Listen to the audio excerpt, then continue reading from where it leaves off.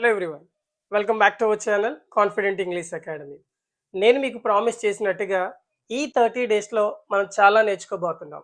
ఈ 30 డేస్లో నేను మీకు 30 స్ట్రక్చర్స్ నేర్పిస్తాను అండ్ 30 స్టోరీస్ చెప్తాను, మీతో చెప్పిస్తాను. అండ్ ఆల్సో 30 ఎగ్జామ్స్ కండక్ట్ చేస్తాను. ఈ 30 ఎగ్జామ్స్ ద్వారా మీకు ఏ డేది ఆ డే మీకు ఎన్ నెంబర్ ఆఫ్ ఎగ్జామ్స్ మీరే ప్రాక్టీస్ చేసుకోవచ్చు. ఓకే, ఆ టెస్ట్ లింక్ అనేది నేను ప్రతి వీడియోలో కింద డిస్క్రిప్షన్లో ఇస్తాను. జస్ట్ క్లాస్ మొత్తం విన్న తర్వాత ఆ టెస్ట్ లింక్ మీద క్లిక్ చేయండి. ఒక 30 ఎగ్జాంపుల్స్ లేదా ఒక 25 ఎగ్జాంపుల్స్ అందులో ఉంటాయి. మీరు దాన్ని ఫిల్ చేయండి లేదా మల్టిపుల్ ఆప్షన్స్లో ఉంటుంది, అది క్లిక్ చేయండి. సో చివర్లో మీకు ఆ స్కోర్ ఎంత, లైక్ ఆ 20 అవుట్ ఆఫ్ ఎన్ని వచ్చాయి లేదా 30 అవుట్ ఆఫ్ ఎన్ని వచ్చాయి అనేది క్లియర్గా తెలుస్తుంది. అండ్ మీరు ఎక్కడ రాంగ్స్ చేశారు అనేది కూడా అందులో చూపిస్తుంది. Okay, shall we get started. ఈ వీడియోలో మనం ఒక 4 రకాల సెంటెన్సెస్ నేర్చుకుందాం. అంటే విచ్ మీన్స్ 4 స్ట్రక్చర్స్, 4 స్ట్రక్చర్స్ నేర్చుకుందాం. 4 రకాల సెంటెన్సెస్ని ఎలా ఫామ్ చేయాలనేది చూద్దాం. Okay, now let's dive into the concept. The first one is simple past. Simple past, which means all completed actions in the past. గతంలో జరిగిపోయిన పనులు. అంటే గతంలో నేను ఎగ్జామ్స్ రాశాను, గతంలో వాళ్ళు మా ఇంటికి వచ్చారు, నిన్న మా నాన్నగారు బెంగళూరు వెళ్ళారు. ఓకే, సో మొన్న మేము క్రికెట్ ఆడాము, 10 నిమిషాల ముందు అతను నాకు కాల్ చేశాడు, 10 నిమిషాల ముందు మమ్మీ మార్కెట్కి వెళ్ళింది. ఇలా కంప్లీట్ అయిపోయిన పనులు. ఇక్కడ టైం వర్డ్ ఇంపార్టెంట్ కాదు, కంప్లీట్ అయిపోయిన పనులు important. Next past continuous. Past continuous అంటే గతంలో జరుగుతున్న పనులు. ఇందాక మనం 10 నిమిషాల ముందు మమ్మీ మార్కెట్కి వెళ్ళింది అన్నాం కదా, ఇక్కడైతే 10 నిమిషాల ముందు మమ్మీ మార్కెట్కి వెళ్తూ ఉంది, ఆ టైంలో వెళ్తుంది. నిన్న మేమంతా ఎగ్జామ్స్ రాస్తూ ఉన్నాము, నిన్న రాసాము, నిన్న రాస్తున్నాము. 10 నిమిషాల ముందు మమ్మీ మార్కెట్కి వెళ్ళింది, 10 నిమిషాల ముందు మార్కెట్కి వెళ్తుంది. ఓకే, సో లాస్ట్ వీక్ మేము ఎగ్జామ్స్ రాసాము, లాస్ట్ వీక్ మేము ఎగ్జామ్స్ రాస్తున్నాము. నిన్న ఈ టైంలో వాళ్ళు క్రికెట్ ఆడారు, నిన్న ఈ టైంలో వాళ్ళు క్రికెట్ ఆడుతున్నారు. సో ఇదంతా పాస్టేనండి, కానీ ఆ పాస్ట్లో జరిగిపోయిన పని అయితే ఇది చెప్పండి, ఆ టైంలో జరుగుతున్న పని అయితే ఇది చెప్పండి. ఓకే, ఎగ్జాంపుల్ చూడండి. నిన్న నేను సాయంత్రం మా ఫ్రెండ్ వాళ్ళ ఇంటికి వెళ్ళాను. ఓకే, వెళ్ళాను అనేది అయిపోయింది. ఆ టైంలో అతను టీవీ చూస్తున్నాడు అంటాం. ఎప్పుడు టీవీ చూస్తున్నాడు? ఆ టైంలో. అంటే పాస్ట్లో మనం వెళ్ళేసరికి లేదా పాస్ట్లో మనం చూసిన టైంకి ఒక పని కంటిన్యూ అవుతుంటుంది కదండి, that is what past continuous. Okay, so right. Next simple past be form. ఇది సింపుల్ పాస్టే, ఇది సింపుల్ పాస్టే, కానీ ఇది కంప్లీటెడ్ యాక్షన్, ఇది బీ ఫామ్ అంటే ఉండటం. ఓకే, ఎగ్జాంపుల్ చూద్దాం. ఇక్కడ పనులు వస్తాయి, ఇక్కడ పనులు రావు, అంతే. నిన్న నేను కాలేజ్కి వెళ్ళాను. ఓకే, నిన్న నేను కాలేజ్లో ఉన్నాను. ఓకే, నిన్న నేను క్రికెట్ ఆడాను, నిన్న నేను గ్రౌండ్లో ఉన్నాను. 10 నిమిషాల ముందు నేను న్యూస్ పేపర్ చదివాను. అది ఇక్కడైతే 10 నిమిషాల ముందు నేను న్యూస్ పేపర్ చదువుతున్నాను. మరి ఇక్కడైతే 10 నిమిషాల ముందు నేను లైబ్రరీలో ఉన్నాను. అందులో ఎలాంటి పని ఉండదండి. మనం ఎక్కడున్నాము అని చెప్పడానికి బీ ఫామ్ వాడతాం, లేదా ఎలా ఉన్నామో చెప్పడానికి బీ ఫామ్ వాడతాం. ఓకేనండి, simple past be form. Difference అర్థం చేసుకోండి, మళ్ళీ నేను ఆన్సర్స్ చెప్పేటప్పుడు క్లియర్గా చెప్తాను. ఓకే, జరిగిపోయిన పని, ఆ టైంలో జరుగుతున్న పని, ఆ టైంలో మనం ఎక్కడున్నామో చెప్పేది be form, simple past be form. Next simple past have form, కలిగి ఉండటం. ఓకే, ఇది చూడండి ఒకసారి. నిన్న నేను ఎగ్జామ్ రాశాను, నిన్న ఈ టైంలో నేను ఎగ్జామ్ రాస్తున్నాను, నిన్న నేను ఎగ్జామ్ హాల్లో ఉన్నాను, నేను ఎగ్జామ్ హాల్లో ఉన్నాను. ఇదేంటంటే నిన్న నా దగ్గర పెన్ ఉంది, నేను ఏం కలిగి ఉన్నానో చెప్పేదే హ్యావ్ ఫామ్ పాస్ట్లో. సో నిన్న నా దగ్గర హాల్ టికెట్ ఉంది, నిన్న ఆమె దగ్గర 2 పెన్స్ ఉన్నాయి, మొన్న ఆమె దగ్గర స్కూటీ ఉంది, మొన్న ఆవిడ దగ్గర అయితే స్కూటీ ఉంది, ఇప్పుడు లేదు. ఓకే, లాస్ట్ ఇయర్ అతని దగ్గర ఒక బైక్ ఉండేది. సో ఎవరి దగ్గర ఏముంది గతంలో అని చెప్పేదే హ్యావ్ ఫామ్. ఇందులో కూడా ఎలాంటి పని ఉండదు, యాక్షన్ ఉండదు. మళ్ళీ ఇక్కడ చూడండి, మనం ఆడాను, ఆడుతున్నాను, ఉన్నాను, కలిగి ఉన్నాను సింపుల్గా. ఓకే, ఇక్కడ కూడా రాసిన చూడండి తెలుగులో. ఆడాను, ఆడుతున్నాను, నేను ఆడాను, నేను ఆడుతున్నాను, నేను గ్రౌండ్లో ఉన్నాను. ఇది బీ ఫామ్. నేను గ్రౌండ్లో ఉన్నాను. మరి నా దగ్గర బ్యాట్ ఉంది. నిన్న నా దగ్గర బ్యాట్ ఉంది. వాటిని ఇంగ్లీష్లో ఎలా చెప్పాలి అనేది ఒకసారి జాగ్రత్తగా చూద్దాం. రైట్, ఇప్పుడు మనం స్ట్రక్చర్స్ చూద్దాం, ఫార్ములాస్. ఓకే, సో ప్రతి దానికి సబ్జెక్ట్తో స్టార్ట్ చేయాలి కాబట్టి సబ్జెక్ట్ ప్లస్ ఈ వర్బ్ ప్లేస్లో ఈ స్ట్రక్చర్స్ వాడతాం. ఓకేనా, సింపుల్ పాస్ట్కి అయితే ఇది స్ట్రక్చర్, పాస్ట్ కంటిన్యూస్కి ఇది, బీ ఫామ్కి ఇది, హాఫ్ ఫామ్కి ఇది. ఓకేనా, so let us see. Subject plus V2, subject plus V2 అంటే సబ్జెక్ట్ ఒక పని చేశాడు. అది నేనైతే నేను ఒక పని చేశాను. నేనేం చేశాను? నేను నిన్న క్రికెట్ ఆడాను. సో నేను అనడాన్ని ఐ అంటాం. ఆడాను అంటే ఆడటం కాబట్టి అది V2 రూపంలో పెట్టాలని చెప్పాను. ఈ బాక్స్లో నేను ఒక పని కంప్లీట్ చేస్తాను కాబట్టి ఐ ప్లేడ్. రిమైనింగ్ అన్ని కూడా మనం యాడ్ చేసుకోవచ్చు అండి. రిమైనింగ్ ఏముంటుందంటే ఆబ్జెక్ట్ నౌన్ ఉంటుంది, అండ్ నెక్స్ట్ ప్లేస్ ఏదైనా ఉంటే ప్లేస్ పెట్టుకోవచ్చు, టైం పెట్టుకోవచ్చు. ఈ మూడు అనేది మనకు ఆప్షనల్. ఏ సబ్జెక్ట్ అయినా కానివ్వండి, మనం సబ్జెక్ట్ పెట్టి V2 పెట్టడమే. నేను ఆడాను, ఐ ప్లేడ్. అతను ఆడాడు, హీ ప్లేడ్. వాళ్ళు ఆడారు, దే ప్లేడ్. మేము ఆడాము, వి ప్లేడ్. విరాట్ కోహ్లీ ఆడాడు, విరాట్ కోహ్లీ ప్లేడ్. సో నేను ఒక పని చేశాను. అది నేను ఒక పని చేయలేదండి. సో ఇక్కడే నేను ఒక పని చేయలేదు అని నెగిటివ్ చెప్పాలనుకోండి. So subject didn't V1, subject పెట్టి డింట్ V1, దీనికి నెగిటివ్ చెప్దాం. నేను ఆడాను అన్నాం కదా, నేను ఆడలేదు, నేను క్రికెట్ ఆడలేదండి.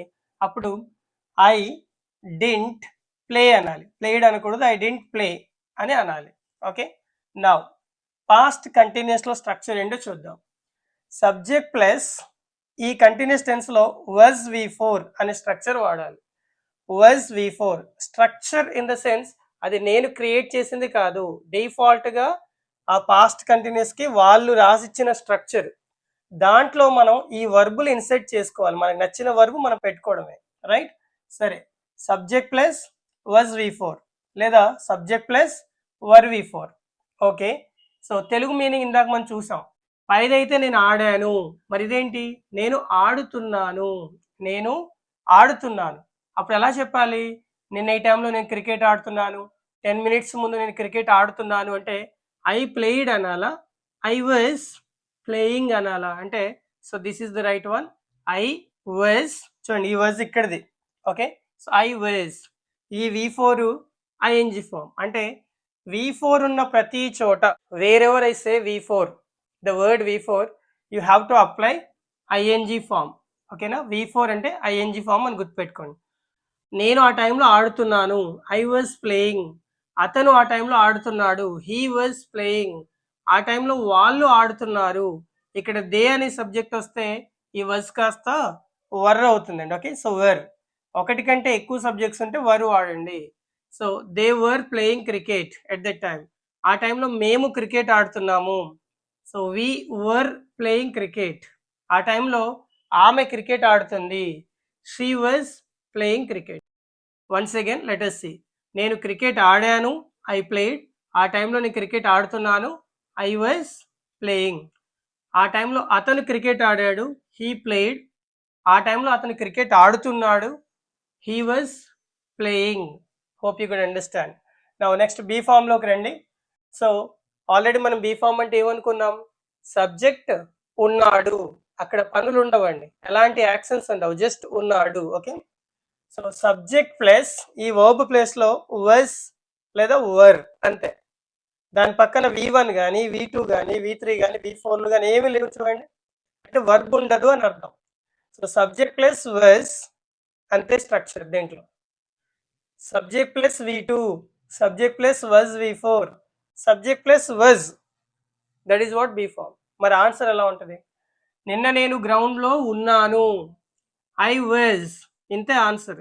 మరి గ్రౌండ్లో అనడాన్ని ఇన్ ద గ్రౌండ్. ఓకే, అది ఎక్స్ట్రా వర్డ్ కాబట్టి అక్కడ ఏముంటే అది పెట్టేసుకోవడమే. I was in the ground. Right. నిన్న ఆమె గ్రౌండ్లో ఉంది, she was in the ground. నిన్న అతను గ్రౌండ్లో ఉన్నాడు, he was in the ground. 10 నిమిషాల ముందు వాళ్ళు గ్రౌండ్లో ఉన్నారు అంటే ఇక్కడ దే పెట్టాలి. దే పెట్టేటప్పుడు వజ్ కాస్త వర్ అవుతుంది అని చెప్పుకోను. ఓకేనా? So were. Okay, they were in the ground. 10 నిమిషాల ముందు మేము గ్రౌండ్లో ఉన్నాము, వి వర్ ఇన్ ద గ్రౌండ్. ఇంకా 10 నిమిషాల ముందు అనేది కూడా పెట్టాలనుకోండి, ఆ చివరిలో పెట్టుకోండి, 10 minutes ago లేదా బిఫోర్ 10 minutes.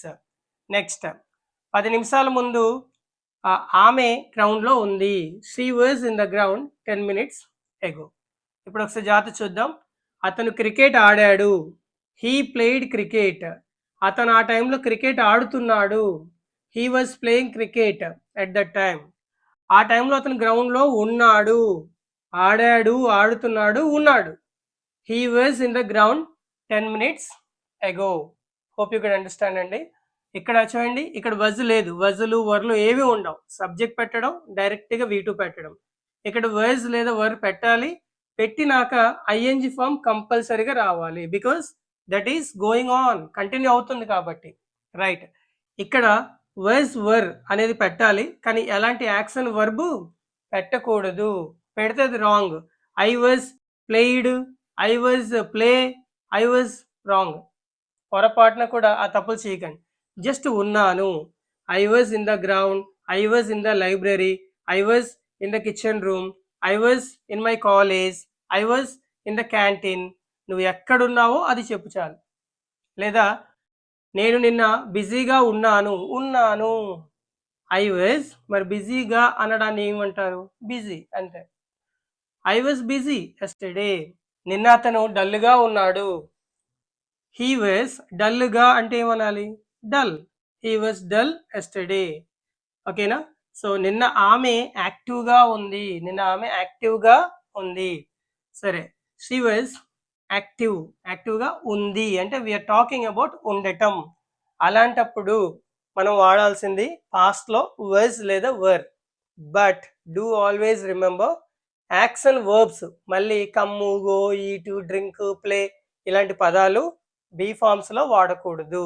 ఓకేనా? So right. Next the last one is కలిగి ఉండటం. కలిగి ఉండటం విచ్ మీన్స్ హ్యావ్. ఓకేనా? ఆ హ్యావ్ అనేది పాస్ట్లోకి పెడతాం. నా ఒకసారి స్ట్రక్చర్ చూద్దాం. సబ్జెక్ట్ ప్లస్ ఈ వర్బ్ దగ్గర హ్యాడ్ పెట్టాలి అంటున్నాను.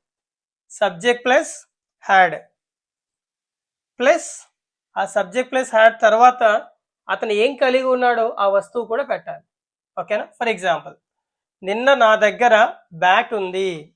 ఇక్కడ ఎవరు కలిగి ఉన్నారు? నేను. So I had. గతంలో కలిగి ఉన్నాను కాబట్టి హ్యాడ్. మీకు నెక్స్ట్ స్ట్రక్చర్స్లో చెప్తాను. ప్రెజెంట్లో అయితే హ్యావ్ వస్తుంది. ఓకే, సో ప్రస్తుతానికి పాస్ట్లో కలిగి ఉన్నాను కాబట్టి ఐ హ్యాడ్ ప్లస్ ఏం కలిగి ఉన్నాను? A bat. I had a bat. నిన్న అతని దగ్గర బ్యాట్ ఉంది, ఈ హ్యాడ్ ఎ బ్యాట్. నిన్న ఆమె దగ్గర బ్యాట్ ఉంది, షీ హ్యాడ్ ఎ బ్యాట్. నిన్న వాళ్ళ దగ్గర బ్యాట్ ఉంది, దే హ్యాడ్ ఎ బ్యాట్. ఓకేనా? ఏ సబ్జెక్ట్ వచ్చినా పాస్ట్లో హ్యాడే రావాలి. సో అతని దగ్గర ఉంది.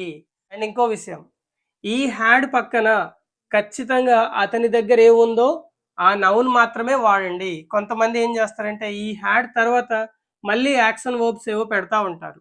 ఓకేనా? రైటే, ఈ హ్యాడ్ ప్లేయిడ్ అనేది ఉంటుంది, కానీ ఈ కాన్సెప్ట్కి సంబంధించింది కాదు అది. అది పాస్ట్ పర్ఫెక్ట్ అనే స్ట్రక్చర్, అది వేరే ఫార్ములా. మీరు హ్యాడ్ రాగానే ఓకే, హ్యాడ్ పక్కన మనం ఏదైతే కలిగి ఉన్నామో అది చక్కగా పెట్టుకోవచ్చు. ఇందులో పనులు ఉండవు, ఎందుకంటే ఇందులో పని ఉండదు, ఇందులో పని ఉండదు. ఈ రెండు పనులు, ఈ రెండు స్థితులు. ఓకేనా? So do always remember, these are called actions, these are called states. Actions రెండు రకాలు, simple actions, continuous actions. States రెండు రకాలు, be forms, have forms. Is the clear? So very simple అండి. నా దగ్గర ఏముంది ఆ టైంలో? ఓకే, సో నిన్న నా దగ్గర ఒక పెన్ ఉంది, ఐ హ్యాడ్ ఎ పెన్. నిన్న నా దగ్గర పెన్ను లేదు. నెగిటివ్ చెప్పాలనుకోండి, చూడండి, I didn't have a pen. I didn't have అనాలి, హ్యాడ్ అనకూడదు. I didn't have a pen. Is the clear? ఇప్పుడు నేను ఒక చిన్న స్టోరీ చెప్తాను. ఆ స్టోరీ ఈ 4 కాన్సెప్ట్స్లో ఎక్కడెక్కడ ఉన్నాయి అనేది జస్ట్ ఐడెంటిఫై చేయండి. ప్రతి సెంటెన్స్ ఎందులో ఉందనేది ఐడెంటిఫై చేయండి. ఓకే. అనగనగా ఒక రాజు ఉండేవాడు అప్పట్లో, లేదా ఒక రాజు ఉన్నాడు. సో ఇక్కడ ఒక రాజు ఉన్నాడు అంటే జస్ట్ ఉండడం గురించేగా చెప్తున్నాం. Very good, that is what be form. ఇంగ్లీష్లో ఎలా చెప్తామో చూద్దామా. వన్ కింగ్, ఎవరున్నారు? One king was there in the past. లేదా దాన్నే కొంచెం స్టైల్గా చెప్పడానికి ఆ దేర్ ముందుకు వస్తుంది. దేర్ అనేది ఎప్పుడు ముందుకు వస్తుంది? దేర్, THRE, దేర్ అనేది ఎప్పుడు ముందుకు వస్తుంది అంటే ఏదైనా ఒక స్టోరీ చెప్పేటప్పుడు మొదటిసారిగా ఒక కామన్ నౌన్ ఇంట్రడ్యూస్ చేసేటప్పుడు, అంటే అనగనగా ఒక కింగ్ ఉన్నాడు, ఎవరో ఒక కింగ్ ఉన్నారు అని చెప్తున్నాం. అలాంటప్పుడు దేర్ ముందుకు వస్తుంది, THRE, there was a king. ఆ కింగ్ అనేది అటువైపు వెళ్తుంది. ఓకే, అది సబ్జెక్టే కానీ ఫస్ట్ టైం ఇంట్రడ్యూస్ చేస్తున్నారు కాబట్టి, so long ago there was a king. Okay, so చెప్పండి ఒకసారి. Long ago there was a king. Okay, ఆ రాజుకి 7 కొడుకులు. అంటే ఆ రాజుకి ఏముందో చెప్తున్నాం. ఆ రాజుకి 7 కొడుకులు ఉన్నారు అంటే ఆ రాజు దగ్గర ఏముందో చెప్తున్నాం. ఆ రాజు ఏం కలిగి ఉన్నాడో చెప్తున్నాం. Okay, so the king had 7 Sons. ఆ రాజుకి 7 కొడుకులు ఉన్నారు. ఒకరోజు ఆ 7 కొడుకులు వేటకి వెళ్ళారు, లేదా ఫారెస్ట్కి వెళ్ళారు, అడవికి వెళ్ళారు. ఓకే, సో వన్ డే, ఒక రోజు వెళ్ళారు అంటే అది పనియే కదండి. Yeah, the 7 Sons went to the forest, లేదా ద 7 సన్స్ వెంట్ ఫర్ హంటింగ్కి వెళ్ళారు. వాళ్ళు ఒక అడవి మార్గం గుండా ప్రయాణిస్తూ ఉన్నారు. ఓకేనా, ప్రయాణించారు అంటున్నానా, ప్రయాణిస్తూ ఉన్నారు అంటున్నానా? సో ప్రయాణిస్తున్నారు, కంటిన్యూస్. ఓకే, సో వాళ్ళు. ఓకే, దే వర్ గోయింగ్ అనొచ్చు, దే వర్ ట్రావెలింగ్ అనొచ్చు, దే వర్ వాకింగ్ అనొచ్చు, అది మీ ఇష్టం. Okay, so they were going through the forest. Okay, అడవి చాలా ప్రశాంతంగా ఉంది. అంటే ఉండడం గురించేగా చెప్తున్నాం. Very good. ఉంది అనేటప్పుడు 2 క్రాస్ చెక్ చేసుకోండి. ఏదైనా కలిగి ఉందని చెప్తున్నామా, జస్ట్ ఉందని చెప్తున్నామా? జస్ట్ ఉంది అనేటప్పుడు బీ ఫామ్ వాడాలి. Okay, so the forest was peaceful. ఆ ఫారెస్ట్ ఎలా ఉంది? ప్రశాంతంగా ఉంది. Very good. సడన్ గా ఒక కుందేలు వాళ్ళకి ఎదురయ్యింది. అంటే ఎదురొచ్చింది అనేది పనే కదండి, ఎదురు రావడం అనేది. Yes, all of a sudden లేదా suddenly a rabbit appeared in front of them. Okay, suddenly a rabbit appeared in front of them. అయితే మనం ఇలాంటి స్టోరీస్ మాట్లాడొచ్చు. లేదా అసలు ఇంగ్లీష్ అంటే ఏంటి? నాకు ఒక మాట చెప్పండి. ఇంగ్లీష్ అంటే మహాత్మా గాంధీ గురించి మాట్లాడటం, లేదా మమతా బెనర్జీ గురించి మాట్లాడటం కాదు. ఇంగ్లీష్ అంటే మన గురించి మనం కొన్ని విషయాలు ఎదుటి వ్యక్తికి చెప్పటం. Okay, that is what real English is. మనం ఏదో ప్రెజెంటేషన్స్ ఇచ్చేయాలి, పెద్దగా మాట్లాడేయాలి, ప్రసంగాలు చేయాలి, అది కాదు కదండి. మన గురించి చెప్పాలి. మరి అలాంటి ఒక చిన్న స్టోరీ తీసుకుందామా. రాజుగారు, 7 కొడుకులు, 7 చేపలు, ఇవి కాకుండా సింపుల్గా. ఓకే, నిన్న మా ఫ్రెండ్ మా ఇంటికి వచ్చాడు. ఆ టైంలో నేను ఇంట్లో లేను, నేను ఎక్కడో బయట ఉన్నాను. అతను నాకు 4-5 సార్లు ఫోన్ చేశాడు, కానీ నేను ఫోన్ ఆన్సర్ చేయలేదు. ఎందుకంటే నా ఫోన్ అప్పుడు సైలెంట్ మోడ్లో ఉంది. నేను తర్వాత అతనికి ఒక 4-5 సార్లు కాల్ చేశాను, కానీ అతను ఆన్సర్ చేయలేదు. అందుకే నిన్న ఈవినింగ్ నేను వాళ్ళ ఇంటికి వెళ్ళాను. ఆ టైంలో అతను టీవీ చూస్తున్నాడు. నేను అతన్ని బయటికి పిలిచాను, కాసేపు మాట్లాడుకున్నాం. అతనికి సబ్జెక్ట్ మీద ఏవో కొన్ని డౌట్స్ ఉన్నాయి ఆ టైంలో. సో నేను డౌట్స్ క్లియర్ చేసి ఇంటికి వచ్చేసాను. So this is what the real story is. మన లైఫ్లో, మన సిచ్యువేషన్స్లో జరిగే స్టోరీసే చేస్తే ఇంకెంత అందంగా ఉంటుంది. Okay, right. ఇప్పుడు ఆ స్టోరీ ఒకసారి చూద్దామా. ఓకే, నిన్న మా ఫ్రెండ్ మా ఇంటికి వచ్చాడు. My friend came. వచ్చాడు అంటే అయిపోయింది కదా. మా ఇంటికి అంటే to my house. My friend came to my house. Very good, first answer. Second one is, ఆ టైంలో నేను ఇంట్లో లేను. ఇంట్లో ఉన్నాను అంటే ఐ వాజ్ ఎట్ హోమ్ అన్నాం. మరి లేను అనడానికి నెగిటివ్ చెప్పాలి. I wasn't at home. ఆ టైంలో నేను ఇంట్లో లేను, అందులో పని ఏం లేదు కదా. So I wasn't at home at that time. Okay, అప్పుడు నేను బయట ఉన్నాను. I was outside then. Okay, అతను నాకు 2 or 3 times కాల్ చేశాడు. ఓకే, కాల్ చేశాడు అంటే అయిపోయింది కాబట్టి హీ కాల్డ్ మీ 3 times. కానీ నేను ఆన్సర్ చేయలేదు. ఆన్సర్ చేయడం కూడా పనియే కదండి, కానీ చెయ్యలేదు అంటే నెగిటివ్ చెప్తున్నాను. చూడండి, ఒక పని నెగిటివ్ రూపంలో చేయలేదు అని చెప్తే I didn't answer. The phone call. Okay, so ఎందుకంటే ఆ టైంలో నేను బిజీగా ఉన్నాను. ఐ వాజ్ బిజీ అండ్ నా ఫోను సైలెంట్లో ఉంది. My phone was in the silent mode ఉంది. తర్వాత నేను కాల్ చేశాను. I called him. కానీ అతను ఆన్సర్ చేయలే. But he didn't answer the phone call. So okay, evening ఏం చేశాను?